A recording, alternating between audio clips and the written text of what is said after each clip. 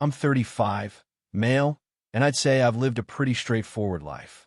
Married for 8 years, steady job in finance, and no real drama outside of the usual stresses of work and bills. My wife, 33, has always been the more outgoing one. She's got this natural charm that draws people in, and I guess that's what attracted me in the first place.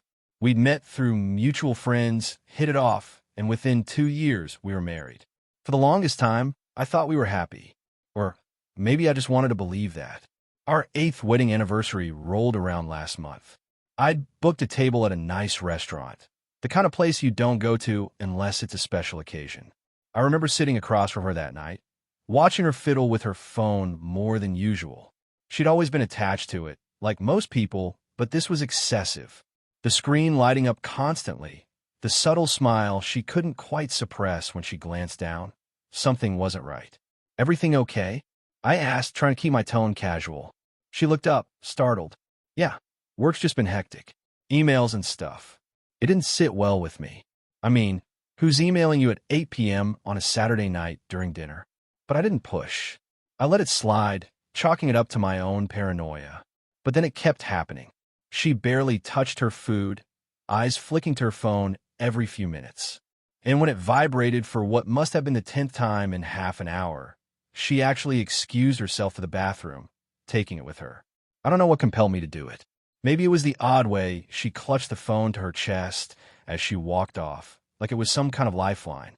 Maybe it was the way her demeanor had shifted in recent months. More distant, more secretive. Whatever it was, I couldn't stop myself. As soon as she disappeared down the hallway, I grabbed my phone and did something I'd never done before. I logged into our shared phone account. She didn't know I had the password.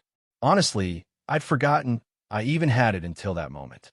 But it was all still there, and within seconds, I had access to her text history. And there it was. Dozens of messages, all from the same unsaved number. They weren't the kind of messages you'd send to a colleague or a friend. These were personal, intimate, explicit. I couldn't even process half of it in the moment. Words and phrases jumped out at me like punches to the gut. Plans to meet, inside jokes I didn't understand, references to nights she'd apparently never forget. My hand was shaking so badly, I almost dropped the phone. She came back a few minutes later, smiling like nothing had happened.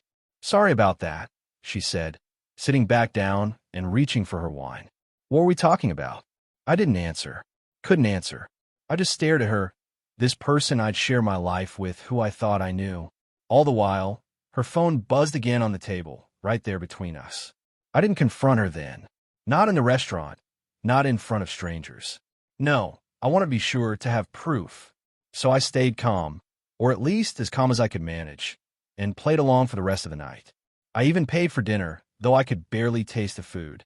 The next day, while she was out running errands, I printed out the texts. Every last one of them. It took hours, combing through the history, screenshotting the worst of it, and organizing it all into a neat little packet. By the end of it, I had over 30 pages of evidence. And I wasn't just going to confront her. No, I wanted her to feel the full weight of what she'd done. I called her parents first, then her siblings. I told them I needed to speak with them about something urgent, something private. They're a close-knit family. Sunday dinners, group vacations, the whole 9 yards. They'd always treated me like one of their own. So when I told them I needed everyone to come to our house that evening, they didn't question it. By the time my wife got back from her errands, her entire family was already there, sitting awkwardly in our living room. She walked in and froze, keys in one hand, grocery bags in the other. "What's going on?" she asked, glancing between me and her parents. "Take a seat," I said, keeping my voice steady. She hesitated, but eventually sat down. I could see the unease creeping into her expression, the way her eyes darted between her mom and dad. And then I pulled out the packet. "I found something interesting last night," I said, placing the papers on a coffee table. "Thought it'd be best if we all went through it together." Her face went pale. She didn't reach for the papers, didn't say a word. One of her brothers picked them up instead, flipping through the pages, his expression darkening with every turn.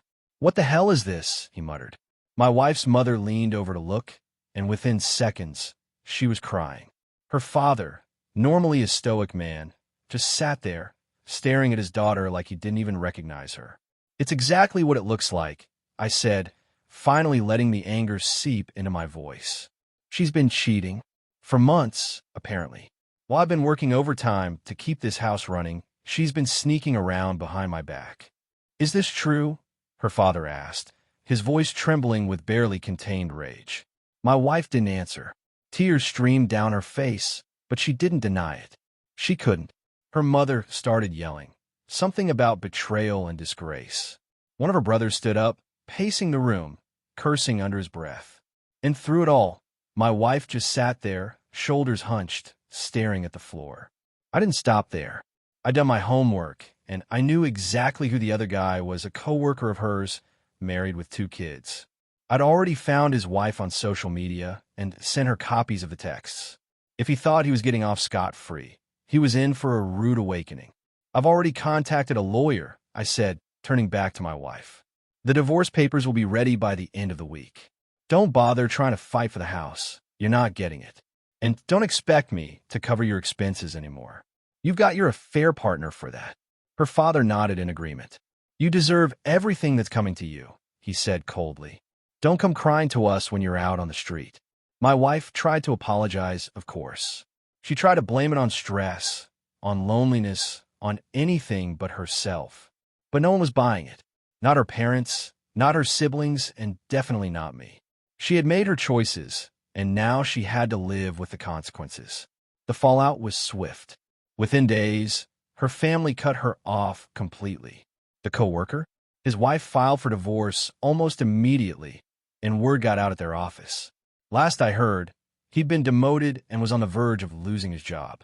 As for my wife, she moved in with a friend temporarily, though I doubt that arrangement will last long. I didn't waste any time moving forward. The divorce papers were filed within the week, and I made sure to include every piece of evidence I'd gathered. My lawyer was ruthless, and with the text proving infidelity, it was a slam dunk. In my state, adultery has serious implications in divorce proceedings, especially when it comes to property division. My wife didn't stand a chance.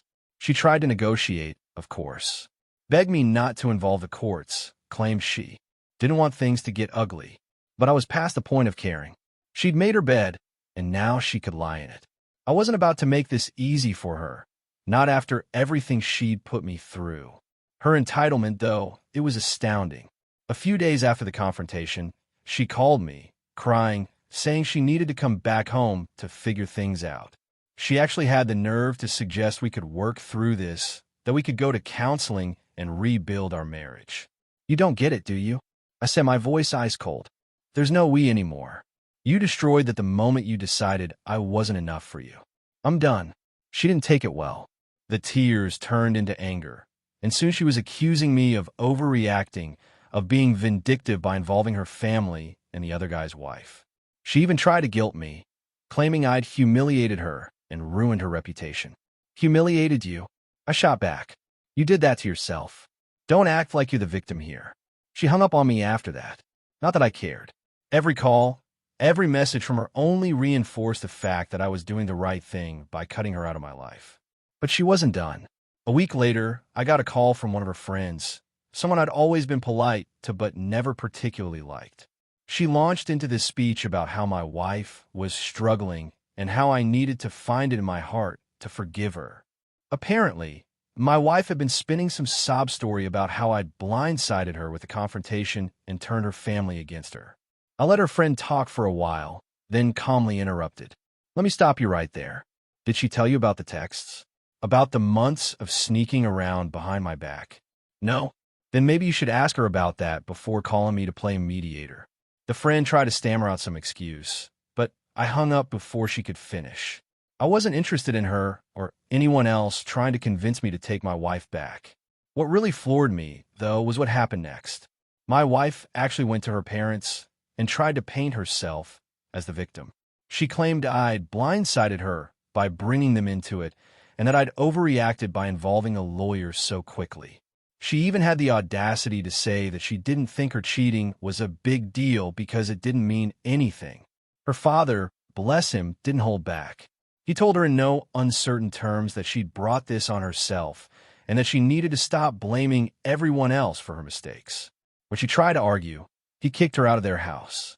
Meanwhile, the fallout at her workplace was just as satisfying. Word had spread like wildfire after the co-worker's wife filed for divorce. HR got involved, and while they couldn't outright fire her for the affair, they could make her life miserable. She was transferred to a less prestigious department, effectively a demotion, and rumor has it, she's been ostracized by most of her colleagues. The co-worker, on the other hand, was let go altogether. The best part? His wife reached out to thank me. She said she'd had suspicions for a while, but didn't have the proof she needed until I sent her the texts. She called me her lifeline and said she was grateful I had the guts to do what I did. It felt good to know that at least one person benefited from all this mess. As for me, I've been doing my best to move on. I changed the locks, cleared out her things, and started therapy to process everything. It hasn't been easy, but I refuse to let her betrayal define me. One thing's for sure, though, I'm not letting anyone walk all over me again. My wife thought she could play me for a fool, that she could have her fun on the side and still keep me around as her safety net. She was wrong. If there's one thing I've learned from this, it's that actions have consequences. And sometimes those consequences hit harder than you ever expect. Anyway, thanks for sticking around and reading my story. If you enjoyed the chaos, feel free to hit subscribe. I've got plenty more tales of entitlement and karma where this came from.